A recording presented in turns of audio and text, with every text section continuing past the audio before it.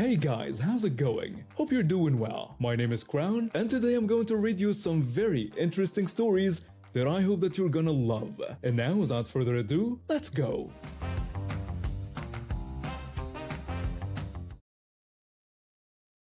Let me start from the beginning. I'm 26 for a small firm downtown. After college, I finally saved up enough to move into a decent apartment building in the city. It's nothing fancy, but it has good security and a rooftop access that residents can use for gatherings. What made it even better was that my college friend also moved into the same building, just one floor above me. We'd known each other since freshman year and stayed close through graduation, so having her nearby felt like a stroke of luck. She's always been the social butterfly type, constantly organizing get-togethers and parties. I'm more of an introvert, but I appreciated that she always included me in her plans, even if I didn't always attend. She'd hosted several barbecues on our building's rooftop before, and I'd always declined because I'm not big on crowds, and honestly, I don't eat red meat, so barbecues aren't really my thing. But this weekend, she was really persistent about me coming. She created a group chat with all our mutual friends from college and kept tagging me, telling everyone how much fun it would be and complaining that I never came to anything anymore. I felt guilty, so I finally agreed to join. The day of the barbecue arrived and I brought what I could contribute without breaking my budget. A big bag of chips, some paper plates, and a bottle of soda. I knew I wouldn't be eating the grilled food anyway, so I figured these items would be useful for everyone. One of our other friends brought her portable grill, which she was really proud of because it was apparently expensive and she'd saved up for months to buy it. The barbecue went fine. I mostly stayed to one side snacking on chips and chatting with a few people. Everyone else was loading up on burgers and hot dogs. When the sun started setting, someone suggested we all go downstairs to my friend's apartment to watch the new season of some reality show that had just dropped. We all agreed and headed down. Before we left the roof, I heard my friend and the grill owner talking about what to do with the grill. They discussed whether they should bring it down right away or come back for it the next day. The grill owner said she was tired and suggested leaving it up there to cool down overnight. My friend agreed that sounded fine and offered to give her the keys tomorrow so she could retrieve it. But then the grill owner changed her mind, saying she didn't want to make another trip and would rather just take it now before we settled in to watch TV. My friend asked if she was sure, offering to handle it tomorrow instead, but the grill owner insisted it was fine and that she'd grab it quickly. So my friend handed over her keys, and the grill owner went back up to get her grill while the rest of us went into the apartment. She came back down about 20 minutes later, looking a bit flustered but saying everything was fine. We spent the next few hours binge-watching the show, and then everyone gradually left. I went back to my own apartment around midnight and went straight to bed. The next morning I woke up to an email from our building management. There had been a fire on the rooftop the previous night. Someone had dumped hot coals into the trash can up there, and the wind had caused them to reignite, creating a small fire that damaged part of the rooftop area and some of the building's equipment. The email said that they had security footage and would be investigating who was responsible. I immediately took a screenshot and sent it to my friend, asking if she'd seen it. She hadn't, so she forwarded it to our group chat from the barbecue. Everyone was shocked and confused about what could have happened. Then the truth came out. My friend and the grill owner admitted that when the grill owner went back up for the grill, she decided to dump the coals into the trash can rather than letting them cool down properly. The grill owner explained that she thought they were cool enough and didn't want to wait around forever. My friend panicked, realizing this was bad news since the building was saying she was responsible because the grill owner had used her keys. The grill owner apologized profusely, saying she had no idea this would happen. The building management contacted my friend directly, explaining that since her guest had used her keys to access the roof and cause the damage, she would be held liable for the repair costs and fines. The total was going to be several $1,000s. A week passed, and I figured that would be the end of it. My friend and the grill owner would figure out how to handle the costs between them. But then my friend showed up at my door with a request that completely blindsided me. She asked me for a huge favor She wanted me to put the fire damage on my renter's insurance. When I asked why I would do that, she explained that neither she nor the grill owner had renter's insurance, and she couldn't afford to pay for the damage. She said I was the only one in our group who had insurance. I pointed out that I didn't cause the fire and wasn't even involved in handling the grill, but she argued that I was at the barbecue and was part of the group. She insisted that since I had insurance, it wouldn't cost me anything. I told her I needed to think about it and do some research. I called my old insurance agent and spoke with a couple of lawyers that my family had used before. Every single person told me the same thing. What she was asking me to do was insurance fraud. Filing a false claim for damages I didn't cause could result in criminal charges, policy cancellation, and a permanent record that would make it nearly impossible to get insurance in the future. When I explained this to my friend, she didn't want to hear it.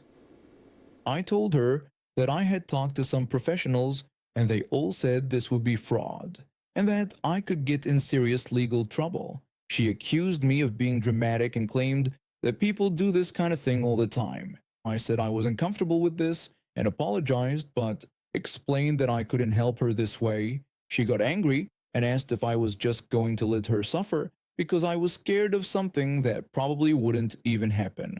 Another week went by and she came back to me, this time more desperate. She said she'd been thinking about it more and really thought I should reconsider. She claimed she might have to declare bankruptcy if she couldn't figure this out. I told her I understood she was stressed, but I had already explained that I couldn't commit fraud. I said there had to be another way to handle this. She got upset and said I was supposed to be her friend and that friends help each other out. I replied that I was trying to be her friend by not letting her pressure me into doing something illegal that could ruin both our lives. That's when things got really ugly. She left my apartment angry, and within days I started noticing changes in how our friend group was treating me. I'd see them posting pictures together on social media from hangouts I wasn't invited to. When I tried to join conversations in our group chats, I'd get short responses or no responses at all. Then one of our mutual friends reached out to me directly. They told me that everyone thought I was being really selfish about the whole insurance thing. When I said I had explained that it would be fraud, they brushed it off, asking what the big deal was, since I probably wouldn't get caught. They said I was supposed to help my friends when they were in trouble. I asked if they meant help them commit fraud, and they insisted I was making it sound worse than it was, explaining that my friend was in real financial trouble because of this. This conversation happened several more times with different people in our group. They all had the same attitude that I was being a bad friend for not being willing to lie to my insurance company for them. My friend had apparently told everyone that I was being selfish and unsupportive, conveniently leaving out the part where multiple legal professionals had told me it was fraud. The final straw came when the entire group decided to confront me together. They asked me to meet them at a coffee shop, and I naively thought they wanted to work things out. Instead, I walked into what felt like an intervention. My friend announced that they had all been talking and they thought I owed everyone there an apology. When I asked what I should apologize for, different friends chimed in, saying it was for not being there when they needed me and for putting myself before the group. Another friend said I had insurance for a reason and should have at least tried to help. When I asked if they meant try to help by committing fraud, my friend got frustrated and said I was being dramatic again, acting like they had asked me to rob a bank. I pointed out that they had asked me to file a false insurance claim, which was literally fraud. The conversation went in circles, with them insisting I was wrong and me trying to explain that I couldn't break the law for them. Finally, they gave me an ultimatum. My friend said that if I wanted to stay friends with any of them, I needed to apologize and admit that I was wrong, and then we could move forward. I looked around the table at these people I'd known for years, people I'd considered close friends, and realized they were seriously expecting me to apologize for refusing to commit a crime for them. The entitlement was staggering. I told them I wasn't going to apologize for refusing to commit fraud, and if that meant we couldn't be friends anymore, then I guess that's how it had to be. I got up and left the coffee shop, and that was the last real conversation I had with any of them. They continued their smear campaign, telling other people in our extended social circle that I'd abandoned a friend in need over something trivial. Some people believed them, others saw through it, but the damage to several friendships was done. The ironic twist came about 2 months later. I ran into someone who knew the grill owner through work, and they mentioned that she'd actually gotten a settlement from her apartment complex insurance to cover the fire damage. Apparently, her building had some liability coverage that kicked in for tenant-caused accidents. My friend never had to pay the full amount after all, and neither of them had bothered to tell me or the rest of the group that the financial crisis was over. I also learned that my friend had been telling people I'd refused to help her even after she'd begged me and offered to pay me back. She'd completely rewritten the story to make herself look like the victim and me look like a heartless person who'd refused a simple favor. My boss was one of those guys who always seemed to be in a rush. He'd been with the company for over a decade and had this habit of blazing through his work without really checking it properly. He knew his stuff, but he was sloppy. Within my first few months, I started noticing errors in the reports he'd submit to upper management. Wrong numbers, misplaced decimals, sometimes entire sections that didn't add up. At first, I thought maybe I was missing something since I was new. But after double-checking everything multiple times, I realized the mistakes were definitely on his end. These weren't just minor typos. We're talking about financial reports that went straight to the director's office, the kind of stuff that could make the whole department look incompetent if the numbers were wrong. I knew that if these errors made it upstairs, it wouldn't just be my boss who'd get in trouble. The whole team would probably catch heat for it. So I started staying late. Just 15 to 20 minutes most days. Going through his work was a fine-tooth comb. I'd catch the errors, fix them quietly, and make sure everything was perfect before the reports went out the next morning. I never said anything to him about it. I figured it was just part of being a good team player. This went on for almost 2 years. Every single day I'd clock out officially at 5, then sit back down at my desk and clean up his mess. I never asked for overtime pay or even mentioned what I was doing.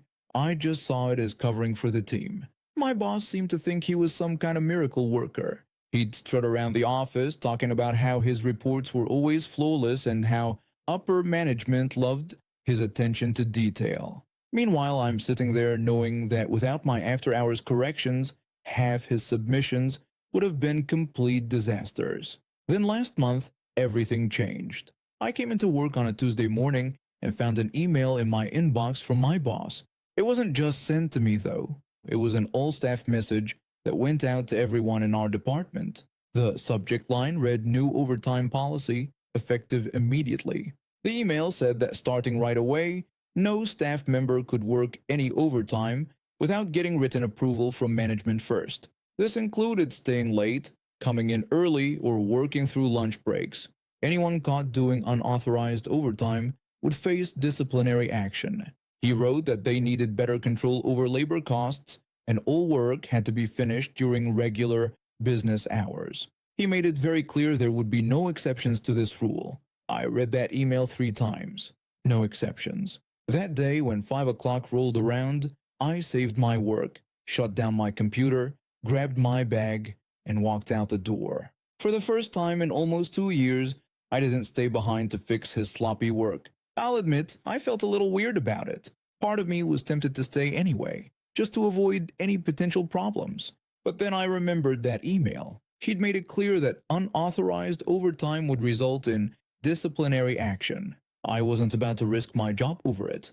The next morning, I got to work at my usual time and settled in at my desk. Around 10:30, I heard shouting coming from the direction of the director's office. Loud, angry shouting. I couldn't make out all the words, but I definitely heard my boss's name being called several times.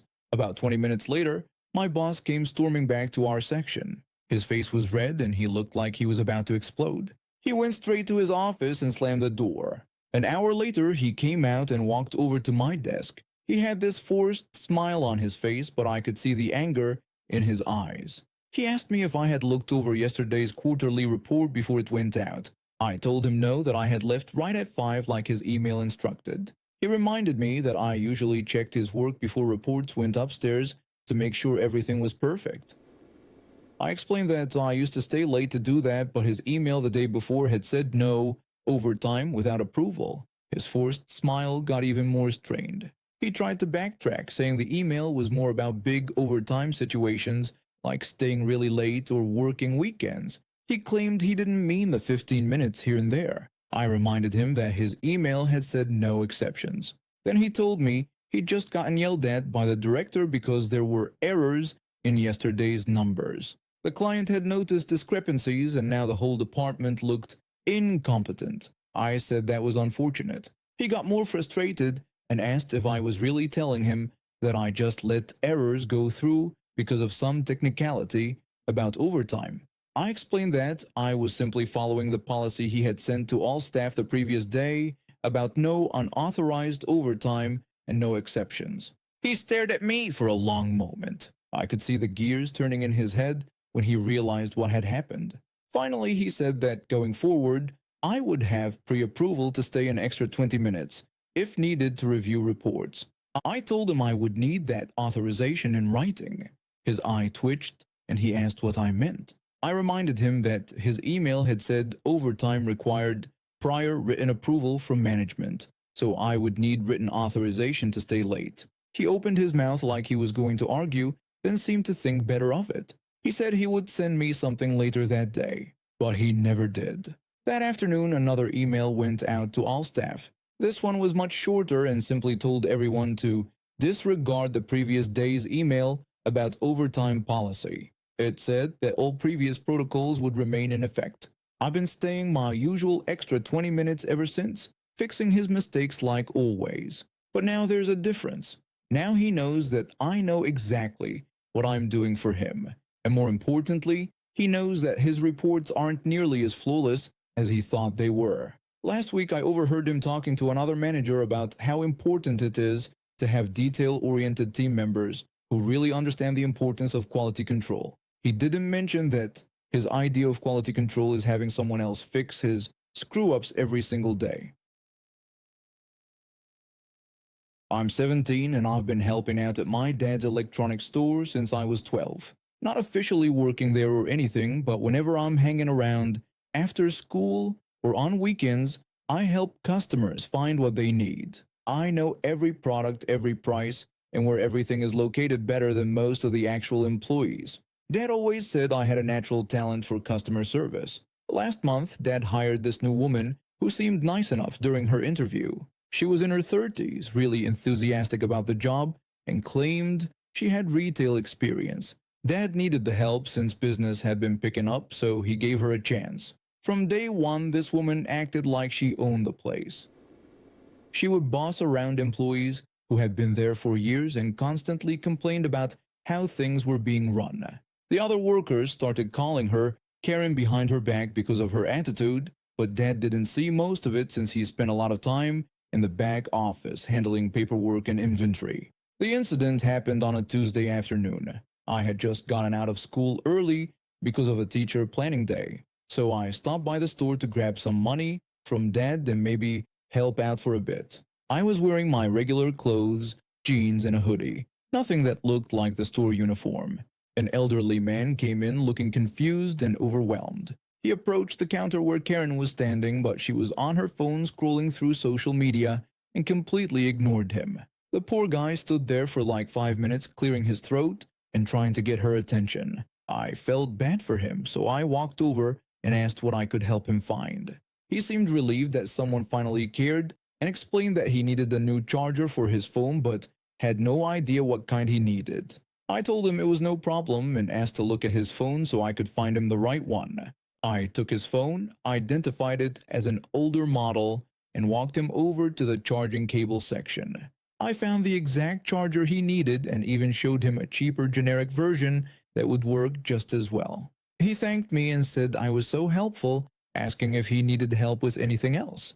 That's when Karen appeared out of nowhere. She demanded to know what I thought I was doing. I explained that I was just helping the gentleman find a phone charger, but she accused me of not working there and pretending to be an employee. I tried to clarify that I wasn't pretending anything and was just being helpful. Karen got even more angry and claimed this was fraud, saying I was impersonating a worker and probably trying to steal something or mess up their inventory. The customer looked uncomfortable and tried to defend me, saying I was just being nice and helping him out. But Karen dismissed him and told him I didn't work there, calling me probably some teenager trying to cause trouble. I tried to explain that there had been a misunderstanding and that my dad owned this store. Karen laughed sarcastically and said she didn't believe that lie. She declared that she had had enough of my lies. Before I could react, Karen grabbed me by my hair and started dragging me toward the front door. The pain was instant and shocking.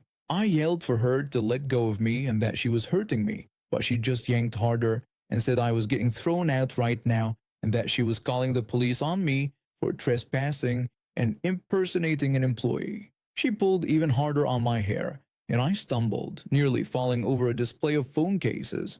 Other customers were staring in shock, and a few people had their phones out recording.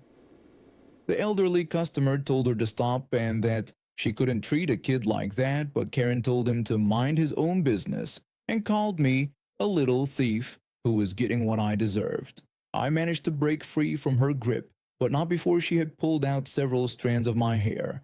My scalp was throbbing and I was shaking from the shock and adrenaline. I told her I was calling my dad right now, and she mockingly told me to go ahead and call whoever I wanted because I was banned from the store. I pulled out my phone with trembling hands and called Dad's cell phone. I told him he needed to come out front right now because his new employee had just attacked me. He asked what happened and said he'd be right there. Dad came rushing out of the back office within seconds, took one look at the scene and went pale when he saw me holding my head where Karen had grabbed my hair. He asked what happened and if I was okay. Karen immediately launched into her explanation, telling Dad that she had caught this girl impersonating an employee and trying to help customers. She claimed I was probably planning to steal something or mess with their systems and that she was just removing me from the premises. Dad simply said that I was his daughter. Karen went pale instantly. He continued saying she had just assaulted his 17-year-old daughter. Karen stammered that I was his daughter, but pointed out that I didn't work there.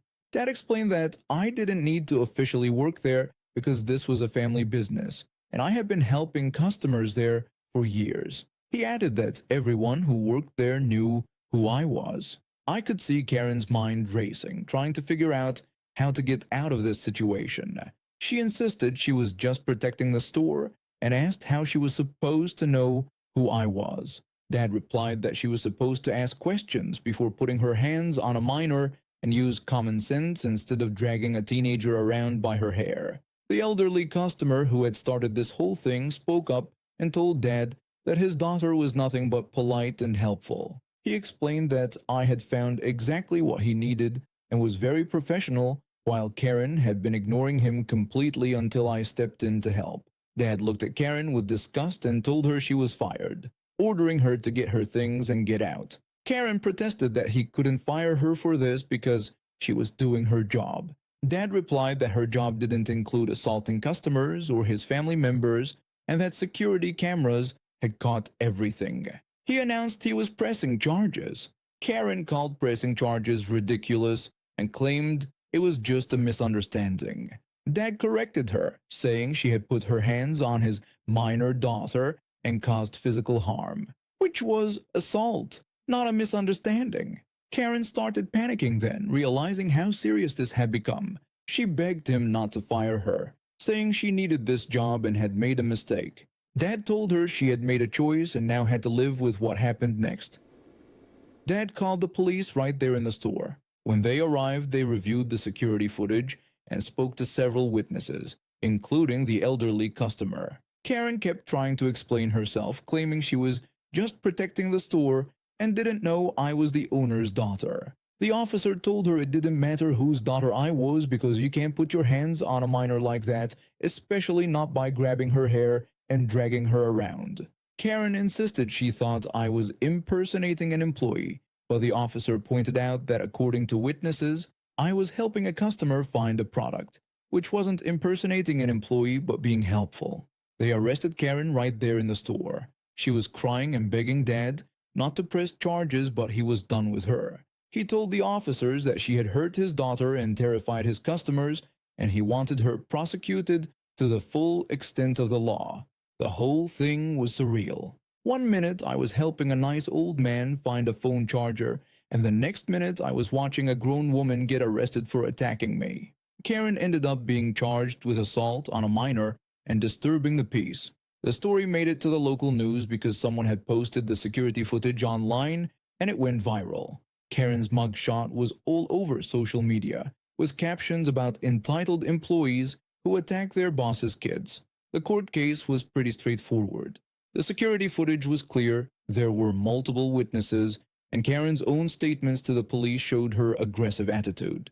She was found guilty and had to pay a fine, do community service, and attend anger management classes. The elderly customer who started it all became a regular at the store. He always asks for me specifically when he needs help with anything tech-related, and he tells everyone he knows about how well Dad runs his business. Dad installed new security cameras after this incident and made sure all new employees know that I help out sometimes. He also implemented a policy that no employee can physically remove someone from the store without calling him or the manager first. Karen tried to leave bad reviews online about the store, claiming she was wrongfully terminated, but they all got removed when people pointed out she was a convicted criminal who assaulted a minor. She even tried to contact Dad a few months later asking for her job back, but he hung up on her. The whole experience was scary and painful, but it felt good to see someone face real results for their entitled behavior. Karen learned the hard way that you can't just attack people because you think you're in charge, especially when you don't even know what's going on.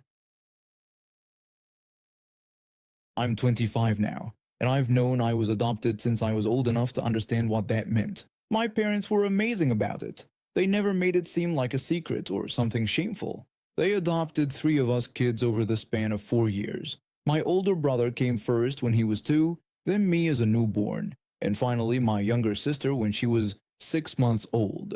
We were just a normal family. My parents treated us all exactly the same, and honestly, most of the time I forgot we weren't biologically related. We had our fights like any siblings, but we were close. My brother played football in high school, and I went to every game. My sister and I shared clothes and gossip about boys. We were a unit. The adoption thing never really bothered me much. Unlike my siblings, I never felt this burning need to find my birth parents. My brother had been asking about his birth family since he was 12, and my sister always talked about maybe reaching out to her someday. But me, I was content. I had my family, and that felt like enough. Then 3 weeks ago, I got a call that changed everything. It was from a lawyer's office. At first, I thought it was a scam. You know how they call about car warranties and stuff? But the woman on the phone knew my full name, my adoption details, and said she was calling about my birth mother's estate. Apparently, my birth mother had been looking for me for years. She hired a private investigator about 5 years ago and had been keeping tabs on me from a distance. She never reached out directly because she didn't want to disrupt my life, but she'd been following my college graduation, my job, everything. She died suddenly of a heart attack 2 months ago, at only 43. The lawyer explained that she'd left me everything in her will, her house, her savings, some investments. It all added up to about $180,000. I was floored. This woman I'd never met had not only been watching over me, but had left me her entire life's work. When I told my family about it, my parents were supportive but clearly emotional. Mom cried, and Dad kept asking if I was okay and if I wanted to talk about it. It was overwhelming, but I felt this strange connection to someone I'd never known. That's when things got ugly. My brother was the first to speak up during dinner the next night. He asked me if I'd thought about what I was going to do with all that money. I told him I didn't know yet, and that it was still processing for me emotionally.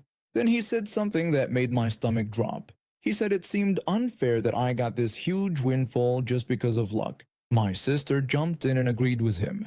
She said she'd been thinking the same thing, that we were all adopted but only I got this inheritance. She said it didn't seem right. I stared at them, not believing what I was hearing. I tried to explain that it wasn't luck, that it was my birth mother who had specifically left it to me, but my sister kept pushing. She said we were all in the same situation as adopted kids who could potentially have birth families out there with money.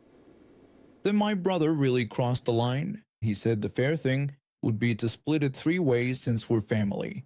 He kept emphasizing that we're supposed to be family. I felt my stomach drop. These were my siblings, people I'd shared everything with my entire life, and they were basically asking me to hand over money that came from the one connection I had to my biological roots.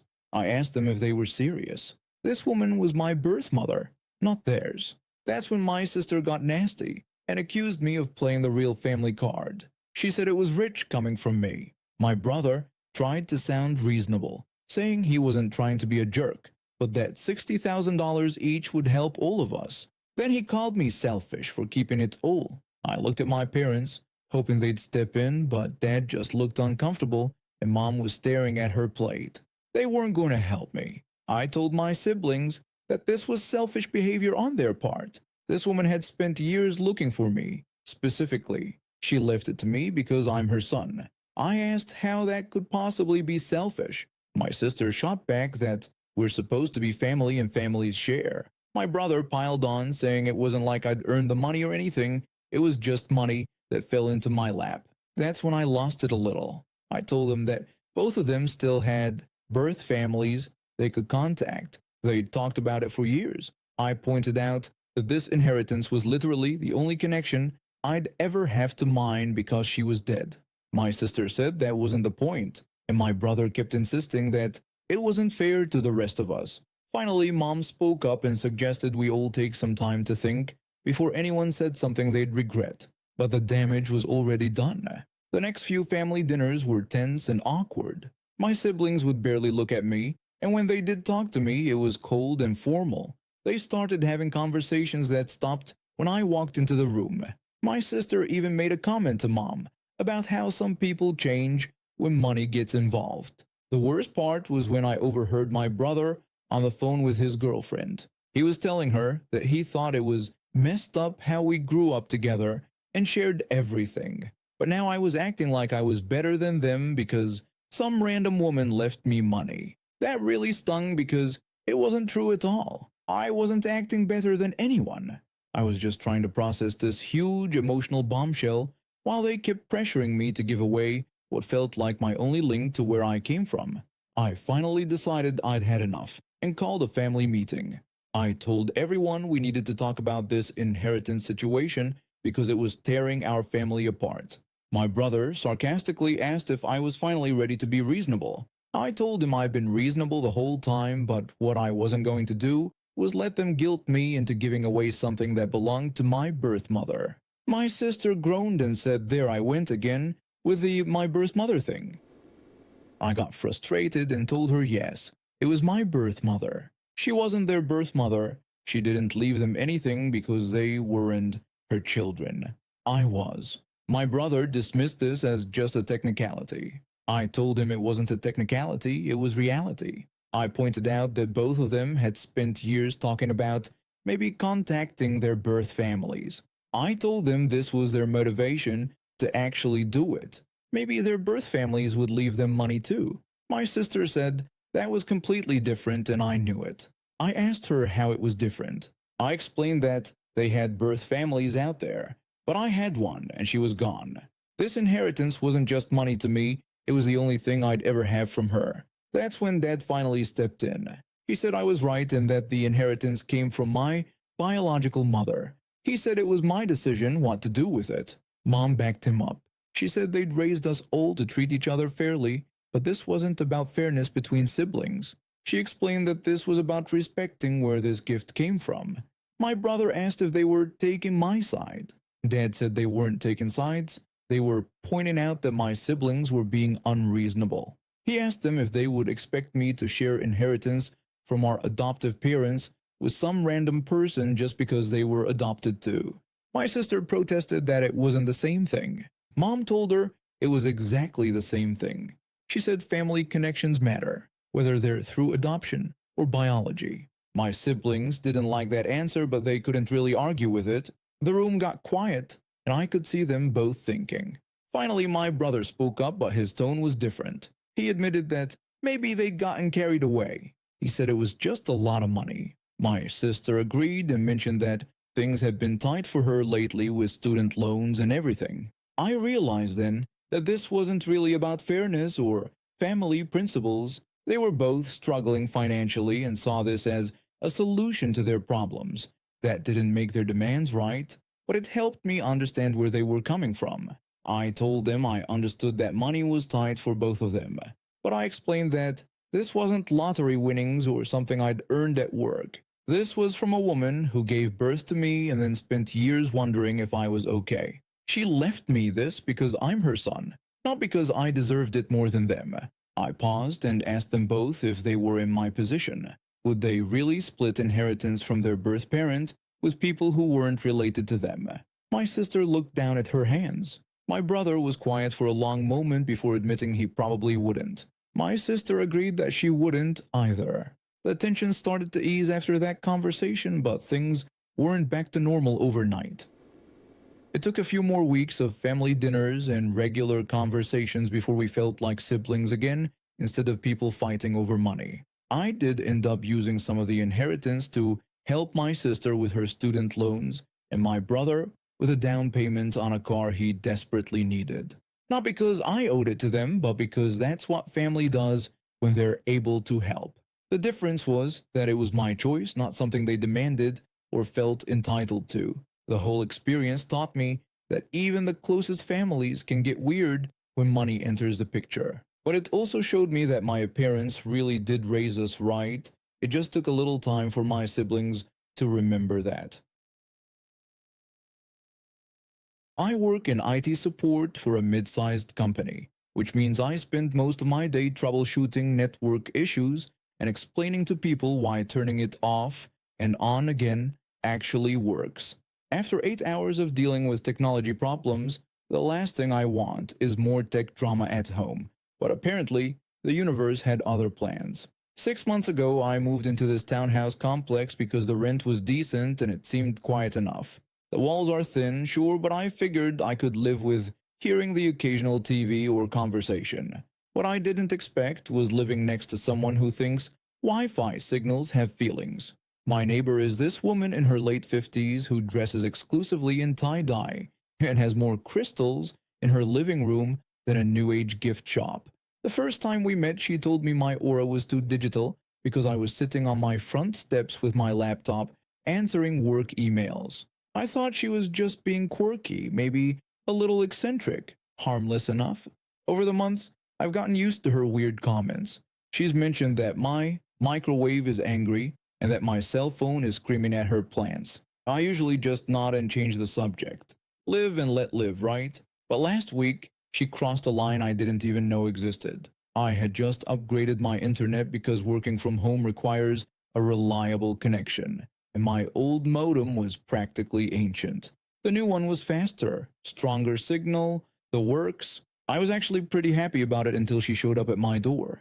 She knocked around 7 in the evening, holding a small potted succulent in one hand and this crumpled piece of paper in the other. When I opened the door, she had this serious expression like she was about to deliver bad news. She told me we needed to talk about my router. I was confused and asked her what the problem was. She held up the paper, which turned out to be some kind of hand-drawn diagram that looked like a sad jellyfish with squiggly lines coming out of it. She explained that this drawing showed my Wi-Fi signal beaming directly through our shared wall and bombarding her plants with artificial energy. I stared at the drawing, trying to make sense of what I was looking at. When I asked what exactly the problem was, she said her succulents were spiritually wilting. According to her, they thought my Wi-Fi was sunlight, but it wasn't real sunlight, so it was confusing their natural energy patterns. She gestured toward the plant in her hand, which looked perfectly healthy to me. She claimed that ever since I got the new modem, her plants had been struggling because the signal was too strong and was disrupting their vibrational frequency. I had to bite my lip to keep from laughing. I asked her where exactly these plants were located, and she said they were in her hallway. When I pointed out that the hallway had no windows, she insisted that wasn't the point. She said the plants didn't need natural light when they had spiritual energy, but my Wi-Fi was interfering with that. The whole situation was so ridiculous. I asked her to clarify if she was saying that her plants sitting in a dark hallway were getting confused because they thought my internet signal was sunlight. She confirmed that this was exactly what she meant. Then she said she had a solution. She pulled out another piece of paper with what looked like a schedule written in purple ink. She told me I needed to turn off my Wi-Fi every night between 10 p.m. and 6 a.m. because those were the plant's rest hours and they needed electromagnetic silence to recover. I asked if she really wanted me to shut off my internet for 8 hours every night because of her plants. She said that if that didn't work for me, I could let her share my Wi-Fi password and move the router into her unit. That way she could regulate the signal properly and make sure it wasn't hurting them. I stared at her waiting for the punchline. When it didn't come, I realized she was completely serious. I asked her to confirm that she wanted me to give her my Wi-Fi password and physically move my router into her apartment. She explained that it was the only way to ensure proper energy balance. She mentioned having crystals that could help filter the signal and make it more plant-friendly. That's when I lost it. I started laughing, not just a chuckle, but full-on belly laughs. The whole thing was so absurd, I had to contain myself. She got upset and said this wasn't funny because her plants were suffering. I apologized but told her that she was asking me to shut off my internet or give her control of it because she thought it was confusing plants that live in a dark hallway. I asked if she could hear how that sounded. She clutched the succulent tighter. She said that just because I didn't understand plant consciousness didn't mean it wasn't real. She claimed those plants had been thriving for months until I brought that electronic monster into my home. I pointed out that it was just a modem that provides internet, and that's literally all it does. She called me incredibly selfish and said she shouldn't have to suffer because I needed to be connected to my digital world 24/7. I explained that I work from home and need internet access, and frankly, her plans looked fine to me. She held up the succulent-like evidence in a court case and asked if the leaves looked happy to me. The plant looked exactly like every other succulent I'd ever seen, but I wasn't about to get into a debate about plant emotions. I told her clearly that I wasn't turning off my Wi-Fi, and I definitely wasn't giving her my password or moving my equipment into her place. She said I was forcing her to take other measures. When I asked what other measures, she meant she was already storming off. That was 3 days ago, and I've been waiting to see what her other measures might involve. Yesterday I noticed she'd hung some kind of metallic wind chimes on her side of the shared wall. When I asked her about them, she said they were signal deflectors made from purified copper. This morning I found a handwritten note in my mailbox asking if I considered the karmic implications of my electromagnetic aggression. She also included a brochure for something called Wi-Fi Wellness Workshops. I'm starting to think I should have just stayed in my old apartment with the noisy upstairs neighbors. At least they only stomped around at night. They never tried to convince me that my internet was emotionally damaging their houseplants. Part of me is curious to see how far she'll take this whole thing. The other part of me is already looking at apartment listings, just in case her next solution involves sage burning or crystal barricades. But I'll be damned if I'm giving up my Wi-Fi for anyone's spiritually sensitive succulents. And now we have reached the end of today's stories. Thank you for watching, and see you next time.